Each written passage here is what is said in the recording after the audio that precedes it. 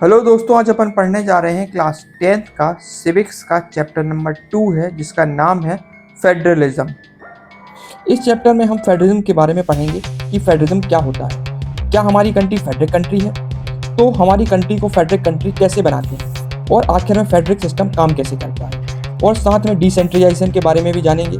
हम इस चैप्टर को बहुत ही अच्छे से एनिमेशन और विजुअल की मदद से समझने की कोशिश करेंगे। तो चलिए स्टार्ट करते हैं। सबसे पहले हम समझेंगे कि फेडरलिज्म क्या होता है। What is federalism? तो देखते हैं। Federalism is a system of government in which power is divided into different level of government.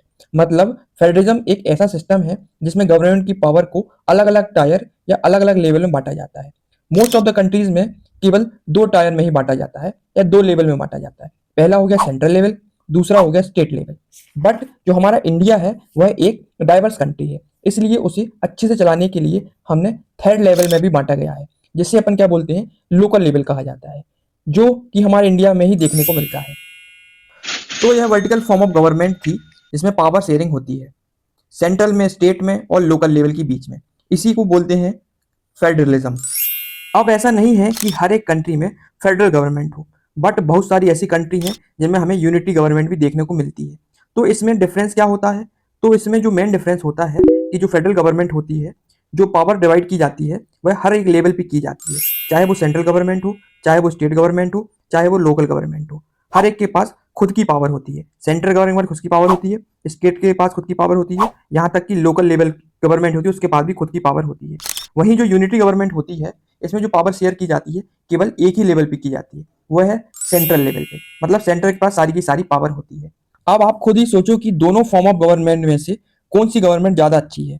वो वाली जिसमें पावर डिफरेंट लेवल में बांटी जा रही है, कि जिसमें केवल एक लेवल में सारी पावर बांटी जा रही है? तो ऑब्वियसली जो फेडरल कंट्री है वो ज़्यादा अच्छी गवर्नमेंट है, क्योंकि हमने जो प्रीवियस चैप्टर पढ़ा था जिसमें कंट्री में जितनी ज़्यादा पावर शेयरिंग होती थी वह गवर्नमेंट लॉन्ग टर्म में उतनी अच्छी परफॉर्मेंस करती थी। तो इस हिसाब से जो फेडरल गवर्नमेंट है वो ज़्यादा अच्छी गवर्नमेंट है या ज़्यादा अच्छा ऑप्शन है as compare to unity government. तो फेडरल गवर्नमेंट के जो अच्छे एग्जाम्पल हैं वो है इंडिया और यूएसए, और जो यूनिटी गवर्नमेंट के अच्छे एग्जाम्पल उसमें आता है फ्रांस और यूनाइटेड किंगडम, मतलब ब्रिटेन की बात कर रहे हैं। अब हमारा नेक्स्ट टॉपिक है फीचर्स ऑफ फेडरल गवर्नमेंट। मतलब फेडरल गवर्नमेंट की क्या क्या खूबियां हैं। तो पहला फीचर है हमारा, देयर आर टू और मोर लेवल ऑफ गवर्नमेंट। मतलब फेडरल गवर्नमेंट में दो या दो से अधिक लेवल पर गवर्नमेंट हो सकती है, जैसे सेंट्रल लेवल, स्टेट लेवल और लोकल लेवल। अब दूसरा पॉइंट है हमारा, different level of government govern the same citizen but each level of government its own jurisdiction. मतलब गवर्नमेंट के डिफरेंट लेवल सेम सिटीजन को गवर्न करते हैं और उसके जुरिडिक्शन मतलब एरिया ऑफ कंट्रोल डिफरेंट होता है। जैसे मान लो कि एक पर्सन है, वो कि पूरे देश की गवर्नमेंट, सेंट्रल गवर्नमेंट भी उसको गवर्न कर रही है और साथ साथ जो स्टेट गवर्नमेंट है ये भी इसको क्या कर रही है, गवर्न कर रही है। बट जो उनका जुरिडिक्शन है वो क्या है, अलग अलग है। मतलब एरिया ऑफ कंट्रोल क्या है उनका, डिफरेंट है। जैसे कि जो स्टेट गवर्नमेंट है वो स्टेट लेवल पे लोगों को गवर्न करती है, वहीं उस पर्सन को जो सेंट्रल गवर्नमेंट है उसको क्या करेगी, सेंट्रल लेवल पे गवर्न करेगी। मतलब सेम सिटीजन को डिफरेंट लेवल पे गवर्नमेंट गवर्न करती है, बट जो उनका जुरिडिक्शन होता है वो क्या होता है, टोटल डिफरेंट होता है। अब हमारा थर्ड फीचर है, the direction of the required level of government are specified in the constitution. मतलब किसी भी लेवल ऑफ गवर्नमेंट के पास कितनी पावर है और उसके पास क्या क्या काम है और उसका कितना ड्यूरेक्शन है, ये सब क्या होता है, क्लियर मेंशन होता है कॉन्स्टिट्यूशन में के अंदर। और हर एक लेवल को कॉन्स्टिट्यूशन के हिसाब से ही वर्क करना पड़ता है। अब हमारा फोर्थ फीचर है, the provision of constitution can not be change by one level of government, therefore change required the concern of both the level.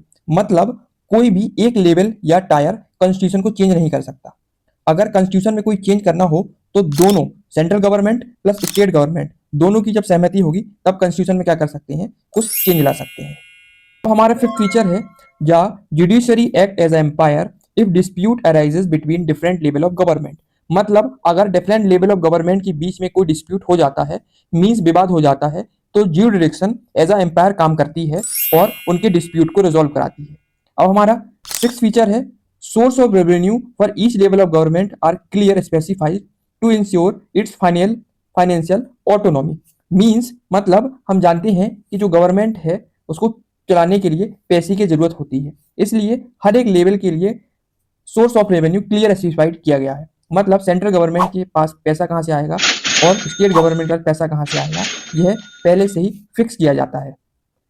अब बात करते हैं 7 फीचर की। फेडरल सिस्टम हैज 2 और ड्यूअल ऑब्जेक्टिव, मतलब फेडरल सिस्टम के 2 objective है। First objective है कि accommodation of regional diversity, means regional diversity बनी रहे और लोग अपने कल्चर को फॉलो करते रहें। और दूसरा है safe guard and promoting unity of the country, मतलब कंट्री में सेफ्टी और यूनिटी बनी रहे। इनफैक्ट आइडियल फेडरल सिस्टम को आइडियल तभी माना जाता है जब म्यूचुअल ट्रस्ट हो और एग्रीमेंट टू लिव टुगेदर, मतलब जब हम सब साथ में रहेंगे तभी आइडियली फेडरल सिस्टम वर्क करेगा। हमारा नेक्स्ट टॉपिक है टाइप ऑफ फेडरेशन। अब जानेंगे कि फेडरेशन कितने प्रकार के होते हैं। तो फेडरेशन बेसिकली 2 प्रकार के होते हैं। पहला है कमिंग टुगेदर फेडरेशन, दूसरा है होल्डिंग टुगेदर फेडरेशन। सबसे पहले अपन बात करते हैं कमिंग टुगेदर फेडरेशन की। तो इसकी बेसिक डेफिनेशन है many independent state coming together to form a bigger unit, मतलब अलग अलग इंडिपेंडेंट स्टेट मिलकर एक बड़े यूनिट को बनाते हैं या एक बड़े नेशन को बनाते हैं। इसी को अपन क्या कहते हैं, कमिंग टुगेदर फेडरेशन कहते हैं। इसके अगर बेस्ट एग्जाम्पल की बात करें तो यह यूएसए। अब यूएसए क्या है, ये क्योंकि जो यूएसए है वह अलग अलग इंडिपेंडेंट स्टेट से मिलकर बना हुआ है, इसलिए तो इसका नाम है यूनाइटेड स्टेट ऑफ अमेरिका कहलाता है। और साथ साथ इसमें हर एक स्टेट के पास इक्वल पावर का डिस्ट्रीब्यूशन होता है और इसकी सेंट्रल और स्टेट गवर्नमेंट के बीच में जो पावर शेयरिंग की जाती है वह पावर इक्वली डिस्ट्रीब्यूट होती है। अगर हम इसके एग्जाम्पल की बात करें तो फर्स्ट में तो यूएसए आ जाता है और दूसरे में ऑस्ट्रेलिया आ जाता है और तीसरा एग्जाम्पल आप बात कर लेते हैं स्विट्जरलैंड की। अब बात करते हैं होल्डिंग टुगेदर फेडरेशन की। तो इसकी बेसिक डेफिनेशन है a large country decided to divide its power between the central government and their constituent state, मतलब एक बड़ी कंट्री डिसाइड करती है अपनी पावर को डिवाइड करने के लिए सेंट्रल गवर्नमेंट और स्टेट गवर्नमेंट के बीच में। इस तरह की गवर्नमेंट को अपन क्या कहते हैं, होल्डिंग टुगेदर फेडरेशन कहते हैं। इसका जो बेस्ट एग्जाम्पल है वह है इंडिया। अब इंडिया को डिवाइड कर दिया गया है डिफरेंट डिफरेंट स्टेट में और सेंट्रल गवर्नमेंट में, बट इसमें किसी स्टेट के पास ज्यादा पावर होती है और किसी स्टेट के पास कम पावर होती है, मतलब अनइक्वल पावर का डिस्ट्रीब्यूशन होता है डिफरेंट स्टेट में। और जो सेंट्रल गवर्नमेंट है और स्टेट गवर्नमेंट के बीच में इक्वल पावर का डिस्ट्रीब्यूशन नहीं होता है। सेंट्रल गवर्नमेंट के पास ज्यादा पावर होती है as compare to state government. यदि एग्जाम्पल की बात करते हैं तो पहला एग्जाम्पल अपना इंडिया आ जाता है, दूसरे की बात करेंगे तो बेल्जियम है, तीसरा अपना स्पेन है। हमारा नेक्स्ट टॉपिक है what makes India is a federal country. इस टॉपिक में हम पढ़ेंगे कि क्या चीज है कि इंडिया को फेडरल कंट्री बनाती है। नो डाउट हमें पहले से पता है कि इंडिया एक फेडरल कंट्री है, लेकिन हमें इसे बताना है कि ऐसी क्या चीज है कि इंडिया को फेडरल कंट्री बनाती है। तो चलिए जानते हैं। तो स्टार्टिंग में जब हमारा कॉन्स्टिट्यूशन पहली बार बन के तैयार हुआ था तो उसमें केवल गवर्नमेंट के 2 ही टायर देखने को मिलते थे, जो था पहला सेंट्रल गवर्नमेंट और दूसरा था स्टेट गवर्नमेंट। तो इसका मतलब यह है कि इनिशियली कॉन्स्टिट्यूशन में के हिसाब से इंडिया के में गवर्नमेंट के 2 ही टायर थे, सेंट्रल गवर्नमेंट और स्टेट गवर्नमेंट। लेकिन तो इंडिया की डाइवर्सिटी को ध्यान में रखकर कॉन्स्टिट्यूशन में कई सारे चेंजेस किए गए और बाद में जाके गवर्नमेंट ने तीसरे टायर को भी बनाया, जिससे बोला गया लोकल गवर्नमेंट, और जिसमें आते थे पंचायती राज और म्यूनिसिपालिटीज। इन तीनों टायरों के पास अपना खुद का ज्यूरिडिक्शन था, मतलब खुद का एरिया ऑफ कंट्रोल था और अपना ज्यूरिडिक्शन एंजॉय भी कर सकते थे। इसके अलावा हमारे कॉन्स्टिट्यूशन में 3 लिस्ट मौजूद है। पहली है यूनियन लिस्ट, दूसरी है स्टेट लिस्ट, तीसरी है कॉन्करेंट लिस्ट। सबसे पहले अपन बात करते हैं यूनियन लिस्ट की। तो यूनियन लिस्ट में वो सब्जेक्ट आते हैं जो कि पूरे देश से रिलेटेड होते हैं, जैसे कि पहले नंबर पर डिफेंस हो गया, दूसरे नंबर पे हो गया फॉरेन अफेयर, तीसरे नंबर पे हो गया बैंकिंग, चौथे नंबर पे हो गया कम्युनिकेशन, पांचवें नंबर पे हो गया मनी। ये सब कंट्री से रिलेटेड होते हैं, इसलिए इनके ऊपर केवल सेंट्रल गवर्नमेंट ही लॉ बना सकती है और एक्शन ले सकती है। अब बात करते हैं स्टेट लिस्ट की। स्टेट लिस्ट में वो सब्जेक्ट आते हैं जो स्टेट से और लोकल लेवल से रिलेटेड होते हैं, जैसे कि हो गया पुलिस। पुलिस हो गई MP police, UP police, Bihar police, हर स्टेट की अलग अलग पुलिस होती है। दूसरे नंबर पे आता है एग्रीकल्चर, तीसरे नंबर पे आती है ट्रेड, चौथे नंबर पे आता है इरिगेशन, पांचवें नंबर पे आता है कॉमर्स। अब ये सब सब्जेक्ट्स स्टेट से रिलेटेड है, इसलिए इनके ऊपर केवल स्टेट ही लॉ बना सकती है और एक्शन ले सकती है। अब बात करते हैं कॉन्करेंट लिस्ट की। इस सब्जेक्ट में वो सब्जेक्ट आते हैं जो कि लोगों के कॉमन इंटरेस्ट से रिलेटेड होते हैं, जैसे कि हो गया एजुकेशन, इसी प्रकार से हो गया ट्रेड यूनियन, इसी प्रकार से हो गया मैरिज, इसी प्रकार से हो गया फॉरेस्ट, इसी प्रकार से हो गया एडॉप्शन और साथ साथ हो गया सक्सेशन। तो ये सब्जेक्ट हैं वह कॉमन इंटरेस्ट से रिलेटेड हैं, जो कि ये सब्जेक्ट दोनों लिस्ट से रिलेटेड हैं। तो इस लिस्ट पर दोनों लॉ बना सकते हैं, सेंट्रल गवर्नमेंट भी और स्टेट गवर्नमेंट भी। और आपको एक बात और याद रखनी है, अगर इस सब्जेक्ट से रिलेटेड कोई कॉन्फ्लिक्ट होता है सेंट्रल और स्टेट गवर्नमेंट के बीच में, तो सेंट्रल गवर्नमेंट का व्यू ज्यादा डोमिनेट करेगा as compare to state government. अब एक सवाल उठता है कि ऐसे सब्जेक्ट का क्या होगा जो इन तीनों लिस्टों में नहीं आते हैं। तो इनके ऊपर कौन लॉ बनाएगा। जैसे हो गया तुम्हारा टेक्नोलॉजी, इसी प्रकार से हो गया स्पेस, इसी प्रकार से हो गई साइबर सिक्योरिटी, इसी प्रकार से हो गई टेक्नोलॉजी, कंप्यूटर टेक्नोलॉजी। इस तरह की सब्जेक्ट हैं, ये किसी भी लिस्ट में नहीं आते हैं। तो इस तरह की सब्जेक्ट को हम कहते हैं रेसिडुअरी सब्जेक्ट बोला जाता है।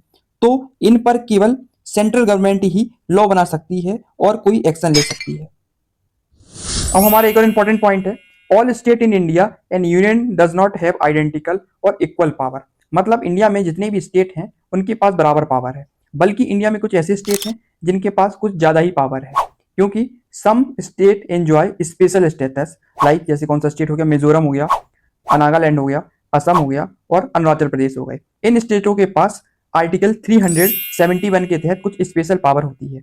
उन्हें ये पावर उनकी सिचुएशन को ध्यान में रखकर दी जाती है, ताकि हर एक नागरिक की लैंड राइट प्रोटेक्ट रहें और उनका जो कल्चर है वो भी सही सलामत रहे। इसलिए किसी भी अदर स्टेट के व्यक्ति को इन स्टेट में परमानेंट लैंड या घर खरीदने की इजाज़त नहीं दी जाती है। अब हम बात करते हैं यूनियन टेरिटरी की। तो आपको हम बता दें कि इंडिया में टोटल 8 यूनियन टेरिटरी है। अब सवाल ये उठता है कि इसे यूनियन टेरिटरी ही क्यों बनाया है, स्टेट क्यों नहीं बनाया है। तो ऐसा इसलिए है क्योंकि ये इतनी भी बड़ी नहीं है कि इन्हें स्टेट बनाया जाए, और ये इतनी छोटी भी नहीं है कि इन्हें स्टेट में मर्ज किया जा सके। और भी कई सारे रीजन हैं, जैसे कि कल्चरल इशू हो गया, पोजीशन का इशू हो गया, इसलिए इन्हें स्टेट व ना बना के यूनियन टेरिटरी बनाया गया है। और एक बात और याद रखना कि अगर यूनियन टेरिटरी के पास स्टेट जितनी पावर नहीं होती है, बल्कि यहाँ पर सेंट्रल गवर्नमेंट के पास कुछ स्पेशल पावर होती है। सेंट्रल गवर्नमेंट चाहे तो इन यूनियन टेरिटरी के अंदर हस्तक्षेप भी कर सकता है। अब दोस्तों आपको पता है जो पावर शेयरिंग हुई है सेंट्रल और स्टेट गवर्नमेंट के बीच में, वह कॉन्स्टिट्यूशन के हिसाब से हुई है। अब अगर आपको मान लो किसी व्यक्ति को लगता है कि जो पावर शेयरिंग हुई है वह सही नहीं हुई है, तो पावर शेयरिंग के स्ट्रक्चर में कुछ चेंज लाया जा सकता है, तो बिल्कुल लाया जा सकता है। बट चेंज लाना इतना भी आसान नहीं है, क्योंकि पहली बात कि यदि चेंज लाना है तो हमें पार्लियामेंट के दोनों हाउसेज में, अपर हाउसेज और लोअर हाउसेज, मतलब लोकसभा और राज्यसभा में लगभग टू थर्ड मेंबर का अप्रूवल चाहिए होगा। और इसके अलावा इंडिया के हाफ मतलब 14 स्टेट के लेजिस्लेटिव की का भी समर्थन चाहिए होगा, मतलब अप्रूवल चाहिए होगा और लेना पड़ेगा, तब जाके इस पावर शेयरिंग में फेडरल स्ट्रक्चर में कुछ चेंजेस लाया जा सकता है। अगर इस सिचुएशन में कहीं डिस्प्यूट होता है तो जो हमारी जुडिशरी है, हाई कोर्ट और सुप्रीम कोर्ट, वह इस सिचुएशन को हैंडल करती है। तो दोस्तों हमारा नेक्स्ट टॉपिक है हाउ इज फेडरलिज्म प्रैक्टिस। तो दोस्तों केवल ऐसा नहीं है कि कॉन्स्टिट्यूशन में प्रोविजन लिखे हैं इसलिए हमारा फेडरलिज्म सिस्टम इतना सक्सेसफुल है और इतनी अच्छे से काम कर पा रहा है, बल्कि हमारा फेडरलिज्म इसलिए सक्सेसफुल है क्योंकि हमारे इंडिया में इतनी डाइवर्सिटी होने के बावजूद भी हम फेडरलिज्म की मदद से एक दूसरे के साथ रह पा रहे हैं। तो यह कैसे हो पा रहा है, इसके पीछे कई सारे कारण हैं, चलिए जानते हैं। हमारा फर्स्ट रीजन है लिंग्विस्टिक स्टेट। तो हम देखेंगे 1947 के मैप को और कंपेयरिंग करेंगे उसे 2025 के आज के मैप से, तो हमें बहुत सारे चेंजेस देखने को मिलेंगे। कई सारे स्टेट गायब हो चुके हैं और उनकी जगह पर बहुत सारे नए स्टेट हमें देखने को मिल रहे हैं। तो आज के टाइम में जो भी स्टेट हैं वह कई सारी बातों का ध्यान में रखकर बनाई जाती है। जैसे आज के टाइम पे कई सारे स्टेट ऐसे हैं जो लैंग्वेज की बेसिस पे बनाए गए हैं, मतलब भाषा के आधार पर बनाए गए हैं। ऐसे स्टेट को हम क्या सा स्टेट कहते हैं, ऐसे स्टेट को हम लिंग्विस्टिक स्टेट कहते हैं। तो इसकी बेसिक डेफिनेशन है linguistic state are those state which divided on the basis of language. मतलब ऐसे स्टेट जिन्हें हम भाषा के आधार पर बांटा गया है उन्हें हम लिंग्विस्टिक स्टेट कहते हैं। अब क्वेश्चन यह उठता है कि लिंग्विस्टिक स्टेट बनाने की जरूरत क्यों पड़ी। इसका मेन कारण यह है कि इंडिया में अलग अलग लैंग्वेज बोलने वाले लोग रहते हैं, तो वह अपने अपने स्टेट में खुश रह पाएंगे, इसलिए उन्हें लिंग्विस्टिक स्टेट बनाए गए हैं। और इससे कंट्री की यूनिटी भी बनी रहेगी और यहाँ पे एडमिनिस्ट्रेशन करना भी आसान रहेगा। सिमिलरली कुछ स्टेट को लैंग्वेज के बेसिस पर नहीं बल्कि उनकी एथेनिसिटी, कल्चर और ज्योग्राफी के बेस पर बांटा गया है। जैसे कि हो गया नागालैंड, इसी प्रकार से हो गया झारखंड, इसी प्रकार से हो गया उत्तराखंड। तो ये स्टेट हैं वह कल्चर को ध्यान में रखकर इन्हें बांटा गया है, division on the basis of culture. बात करते हैं अपन लिंग्विस्टिक पॉलिसी की। तो दोस्तों हमारे कॉन्स्टिट्यूशन में किसी भी लैंग्वेज को नेशनल लैंग्वेज घोषित नहीं किया है। अगर आपको ऐसा लगता है कि हिंदी हमारी नेशनल लैंग्वेज है तो आप गलत हैं, बल्कि हमारे देश में किसी भी लैंग्वेज को नेशनल लैंग्वेज घोषित नहीं किया है। हमारे देश में लगभग 40% लोग ऐसे हैं जो कि हिंदी स्पीकिंग लोग हैं, मतलब जो मेजोरिटी पॉपुलेशन है भारत की वो क्या बोलती है, हिंदी बोलती है, पर वह नेशनल लैंग्वेज नहीं है। सिमिलरली हमारे भारत में जो 60% लोग हैं वह लगभग 21 लैंग्वेज का और यूज करते हैं, और कुल मिला के हमारे भारत में लगभग कितनी भाषाएं चलती हैं, 22 लैंग्वेज चलती हैं। तो बेसिकली इन 22 लैंग्वेज को हम कौन सी लैंग्वेज बोलते हैं, शेड्यूल लैंग्वेज बोलते हैं। और हम इन 22 भाषाओं में से किसी भी भाषा में अपना एग्जाम दे सकते हैं, क्योंकि हमारे कॉन्स्टिट्यूशन में इन 22 भाषाओं को इक्वल राइट दिया गया है। और हमारे देश में 2 ऑफिशियल लैंग्वेज है, पहली हिंदी, दूसरी है इंग्लिश। तो ये ध्यान रखना कि ये क्या है, ऑफिशियल लैंग्वेज है, ना कि ये नेशनल लैंग्वेज है। अब बात करते हैं तमिलनाडु के इंसिडेंट की। एक बार क्या हुआ, गवर्नमेंट ने 1965 में ऑफिशियल पर्पज से इंग्लिश लैंग्वेज को हटा दिया, मींस बंद कर दिया गया। तो इसके विरोध में तमिलनाडु के नॉन स्पीकिंग हिंदी लोगों ने इसके अगेंस्ट में प्रोटेस्ट किया, और उनका मानना यह था कि इंग्लिश लैंग्वेज को ऑफिशियल लैंग्वेज से हटाना नहीं चाहिए, बल्कि इंग्लिश लैंग्वेज का यूज कंटिन्यूसली रहना चाहिए, क्योंकि उन्हें इंग्लिश भाषा को समझना ज़्यादा आसान था as compare to other language. तो इसके विरोध में जो तमिलनाडु के नॉन स्पीकिंग लोग थे, उन्होंने क्या किया, प्रोटेस्ट करना स्टार्ट कर दिया। तो इसका रिजल्ट ये निकलता है कि जो सेंट्रल गवर्नमेंट होती है उसको क्या होता है, ये मानना पड़ता है, एग्री हो जाती है बात करने के लिए कि हिंदी के साथ साथ वो इंग्लिश लैंग्वेज को भी ऑफिशियल पर्पस के लिए तैयार हो जाती है। तो हमें इससे यह पता चल रहा है कि जो फेडरल सिस्टम है उसको अच्छे से प्रैक्टिस करने के लिए हमें हर एक लैंग्वेज की रिस्पेक्ट करनी होगी, क्योंकि हमारा जो कॉन्स्टिट्यूशन है वह हर एक लैंग्वेज को इक्वल राइट दिए हुए है। तो हमारा नेक्स्ट टॉपिक है सेंट्रल स्टेट रिलेशनशिप। तो बहुत समय पहले, यानी हमारे देश की आजादी के बाद, इंडिया में केवल वन पार्टी सिस्टम देखने को मिलता था। सेंट्रल लेवल से लेके स्टेट लेवल तक मोस्ट ऑफ द पार्टी पे एक ही पार्टी का रूल हुआ करता था। वो भी कौन सी पार्टी थी, कांग्रेस पार्टी का रूल हुआ करता था। और गलती से कहीं पे अगर दूसरी पार्टी जीत जाती थी तो सेंट्रल गवर्नमेंट उसे क्या कर देती थी, सप्रेस करने की कोशिश करती थी। मतलब वहां प्रॉपर फंडिंग नहीं करती थी और उसको कमजोर करने की हमेशा क्या करती थी, कोशिश करती रहती थी, जिससे वो नेक्स्ट टाइम वहां पार्टी इलेक्शन ना जीत सके और जो उनकी पार्टी है कांग्रेस पार्टी का गवर्नमेंट में गवर्न कर सके। और ये सिस्टम इंडिया में काफी दशकों तक देखने को मिला था। बट क्या होता है कि 1990 में क्या होता है कि कोलिजन गवर्नमेंट फॉर्म होती है, क्योंकि 1990 में किसी भी एक पार्टी को क्लियर मेजोरिटी नहीं मिली थी। तो इसलिए अलग अलग पार्टी से मिलकर कोलिशन गवर्नमेंट फॉर्म करती हैं और मेजोरिटी को क्रॉस करने के लिए अपनी गवर्नमेंट बनाती हैं। और साथ में जो सेंट्रल गवर्नमेंट रहती है उसे बनाने के लिए भी कोलिशन गवर्नमेंट के सिस्टम की शुरुआत शुरू हो जाती है। तो सेंट्रल और स्टेट गवर्नमेंट के बीच में रिलेशनशिप अपने आप अच्छे होने लग जाते हैं, क्योंकि सेंट्रल गवर्नमेंट को हमेशा यह डर रहेगा कि अगर उन्होंने किसी स्टेट की रूलिंग पार्टी को सप्रेस करने की कोशिश की या डिसमिस करने की कोशिश की तो वह अपने रिलेशनशिप खराब करेगा। तो जब नेक्स्ट टाइम उसे कोलिशन गवर्नमेंट बनाने की नौबत आएगी तो रूलिंग पार्टी अपना सपोर्ट देने से मना कर देगी। तो इस डर के कारण सेंट्रल गवर्नमेंट भी स्टेट गवर्नमेंट की क्या स्टार्ट कर देती है, वैल्यू करना स्टार्ट कर देती है, और सेंट्रल और स्टेट के बीच में रिलेशनशिप काफी अच्छे हो जाते हैं। तो फेडरलिज्म भी हमें यही कहता है, अगर किसी कंट्री को सेंट्रल और स्टेट के बीच में रिलेशनशिप अच्छे नहीं है तो उसे हम आइडियली फेडरलिज्म नहीं कहेंगे। आइडियली फेडरलिज्म तभी कही जाएगा जब सेंट्रल और स्टेट के बीच में अच्छे रिलेशनशिप होंगे। तो हमारा नेक्स्ट टॉपिक है डिसेंट्रलाइजेशन ऑफ इंडिया। तो डिसेंट्रलाइजेशन क्या होता है, इसकी डेफिनेशन होती है when power is taking away from the central and state government and given to the local government, that is called decentralisation. मतलब जब सेंट्रल और स्टेट गवर्नमेंट अपनी पावर शेयर करती है किसे, लोकल गवर्नमेंट को, तो इसी प्रोसेस को अपन क्या कहते हैं, डिसेंट्रलाइजेशन कहते हैं। अब सवाल ये आता है कि इंडिया में डिसेंट्रलाइजेशन करने की जरूरत क्यों पड़ी, मतलब लोकल गवर्नमेंट को पावर देने की जरूरत क्यों पड़ी। तो देखो, जो हमारी कंट्री इंडिया है वो बहुत बड़ी कंट्री है। इतनी बड़ी कंट्री में एक छोटे से एरिया में कुछ प्रॉब्लम है और कौन कौन सी इशू है उन्हें केवल लोकल लेवल पर ही समझा जा सकता है और उन्हें सेटल किया जा सकता है, और लोकल गवर्नमेंट ही उन्हें क्या कर सकती है, बेटर तरीके से समझ सकती है कि लोकल एरिया की और उसमें चल रही समस्याओं को। इसलिए डिसेंट्रलाइजेशन का कॉन्सेप्ट इंट्रोड्यूस किया गया था, लोकल गवर्नमेंट को भी पावर दी गई थी। दोस्तों, कहने के लिए तो सेंट्रलाइजेशन हो गया था, बट जो पावर भी दी गई थी वो कहने के लिए दी गई थी, लेकिन रियलिटी में क्या होता था, जो लोकल गवर्नमेंट के पास सही तरीके से पावर नहीं थी, मतलब डिसेंट्रलाइजेशन उतने सही तरीके से इफेक्टिव नहीं हुआ था। लेकिन फिर क्या होता है, 1992 में डिसेंट्रलाइजेशन से रिलेटेड कई सारे स्टेप लिए जाते हैं। तो वो क्या स्टेप लिए गए थे, तो पहले स्टेप लिया गया था कि लोकल लेवल पर इलेक्शन को रेगुलर होल्ड कराना कंपलसरी मैंडेटरी कर दिया गया था। मतलब पहले इलेक्शन तो होते थे पर वह रेगुलर बेसिस पर नहीं होते थे, लेकिन अब जो इलेक्शन को मैंडेटरी कर दिया गया था वह लोकल लेवल पर कर दिया गया था। अब दूसरा स्टेप ये लिया गया कि जो बैकवर्ड क्लासेस के लिए जैसे एसटी, एससी, ओबीसी, उनके लिए सीट रिजर्व कर दी गई। अब तीसरे स्टेप की बात करते हैं, तो जो महिलाओं के लिए, मतलब जो महिलाएं थी उनके लिए 1/3 सीट रिजर्व कर दी गई। अब बात करते हैं, फोर्थ स्टेप यह लिया जाता है कि इंडिपेंडेंट कमीशन बनाए जाए, यानी स्टेट इलेक्शन कमीशन बनाया जाता है, जिसका यह काम था कि लोकल लेवल के पंचायत और म्युनिसिपल इलेक्शन को कंडक्ट कराया जाए। अब फिफ्थ स्टेप यह लिया जाता है कि ये मैंडेटरी कर दिया जाता है कि जो स्टेट गवर्नमेंट है वह लोकल गवर्नमेंट के साथ पावर शेयरिंग करेगी और साथ साथ उसके साथ रेवेन्यू भी शेयर करेगी।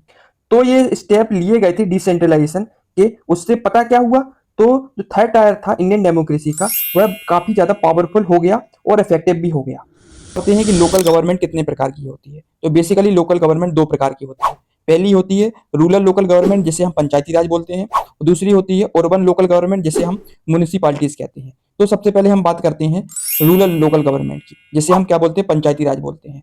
तो लोकल गवर्नमेंट के अंदर छोटे छोटे गांव देखने को मिलते हैं। तो छोटे छोटे जो गांव मिलके क्या बनाते हैं, एक ग्राम पंचायत बनाते हैं। अब ग्राम पंचायत बेसिकली एक गांव भी हो सकता है इसमें, और दो या दो से अधिक गांव भी हो सकते हैं। इन सबको मिला के क्या बनती है, ग्राम पंचायत बनती है। और ग्राम पंचायत के अंदर कहते हैं बहुत सारे वार्ड मेंबर भी देखने को मिलते हैं। और इन वार्ड मेंबर में से एक को क्या चुना जाता है, सरपंच चुना जाता है। सरपंच कौन होता है, सरपंच जो होता है, जो हेड ऑफ द होता है ग्राम ग्राम पंचायत का। और सारे के सारे डिसीजन कौन ले सकता है, सरपंच ही ले सकता है। गांव में जो भी काम कराना हो वो किसके अंडर में काम होगा, सरपंच के अंडर में काम होगा। अब इसी तरीके से छोटे छोटे जो ग्राम पंचायत होती हैं, इनसे मिलकर अपन को क्या मिलती है, पंचायती समिति मिलती है।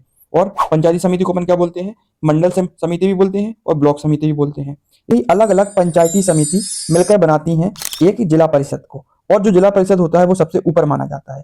तो हम यदि पंचायती राज का कोई स्ट्रक्चर बनाते हैं तो वो कुछ इस तरह दिखाई देगा। इसमें जो सबसे नीचे वाला एरिया है, इसमें दिखाई देगा अपन को क्या, ग्राम पंचायत, जो कि किस लेवल पे होता है, विलेज लेवल पे देखने को मिलता है। और इसका जो हेड होता है वो सरपंच होता है। तो दूसरे लेवल की बात करें तो इसमें देखने को मिलता है अपन को पंचायती समिति, जो कि ब्लॉक लेवल पे होती है। और तीसरे लेवल की बात करेंगे तो आता है जिला परिषद, जो कि डिस्ट्रिक्ट लेवल पे देखने को मिलता है, और जिसका हेड होता है वो जिला परिषद चेयरमैन होता है। तो ये बात हुई थी रूरल एरिया की। अब बात करते हैं अर्बन एरिया की, यानी अर्बन लोकल गवर्नमेंट की। तो जो बड़ी बड़ी सिटीज होती हैं, यहाँ हमें देखने को मिलते हैं म्युनिसिपल कॉर्पोरेशन, जिन्हें हम नगर निगम बोलते हैं। उसी प्रकार से जो छोटी छोटी टाउन और स्मॉल सिटीज होती हैं, यहाँ देखने को मिलते हैं हमें म्युनिसिपालिटीज देखने को मिलती है, जिन्हें हम नगर पालिका बोलते हैं। इसी प्रकार से जो पॉलिटिकल हेड होता है म्युनिसिपल कॉर्पोरेशन का, मतलब नगर निगम का जो पॉलिटिकल हेड होता है, इसे हम मेयर बोलते हैं। इसी प्रकार से जो पॉलिटिकल हेड होता है म्युनिसिपालिटी का, मतलब जो पॉलिटिकल हेड होता है किसका, नगर पालिका का, इसे अपन बोलते हैं म्युनिसिपालिटी चेयरपर्सन। तो यहां तक हमने लोकल गवर्नमेंट के स्ट्रक्चर के बारे में बहुत अच्छे से पढ़ा। तो यहाँ से हमें एक बात क्लियर हो गई कि जो डिसेंट्रलाइजेशन का स्टेप लिया गया था वह एक बहुत बड़ा डिसीजन था और बहुत अच्छा डिसीजन था, क्योंकि जो डिसेंट्रलाइजेशन की हेल्प से हमने आम लोगों की वॉइस को गवर्नमेंट तक आसानी से पहुंचाई गई। इसके अलावा वुमेन्स को भी रिप्रेजेंटेशन मिला। इनफैक्ट हम दोनों को देखें, वुमेन्स और मेंस को, हमारी इंडिया में लगभग 36 लाख इलेक्टेड रिप्रेजेंटेशन है लोकल लेवल पर। ये नंबर कई कंट्री की पॉपुलेशन से भी ज़्यादा है। डिसेंट्रलाइजेशन की मदद से इंडियन डेमोक्रेसी और ज़्यादा डीपेंड हो जाती है, मतलब और ज़्यादा गहरी हो जाती है, मीन्स बहुत ज़्यादा मजबूत हो जाती है। तो लोकल गवर्नमेंट को बनाना बहुत बड़ा एक्सपेरिमेंट था, जो कि बहुत ज़्यादा सक्सेसफुल साबित हुआ। तो ये बात हुई डिसेंट्रलाइजेशन की मेरिट्स के बारे में, मतलब डिसेंट्रलाइजेशन की अच्छाइयों के बारे में। अब डिसेंट्रलाइजेशन की कुछ कमियां भी हैं, जैसे कि ग्राम सभा के जो रेगुलर इलेक्शन होते हैं वो रेगुलर नहीं हो पा रहे हैं, और कई सारी स्टेट गवर्नमेंट ने अभी तक उतनी पावर ट्रांसफ़र नहीं की है जितनी लोकल गवर्नमेंट को उनको ज़रूरत होती है। पर कोई बात नहीं, इन कमियों के बावजूद भी हमारा इंडिया का जो फेडरल सिस्टम है वो कई सारी कंट्री की कंपैरिजन में बहुत ज़्यादा बेहतर है। और हम यही आशा करते हैं कि समय के साथ साथ हमारी इंडिया का जो फेडरल सिस्टम है वो और भी ज़्यादा अच्छा हो जाएगा। आई होप आपको ये वीडियो अच्छी लगती है। अगर ये आपको वीडियो अच्छी लगती है तो आप लाइक कर सकते हैं, सब्सक्राइब कर सकते हैं वर्ल्ड स्टडी को। Thank you.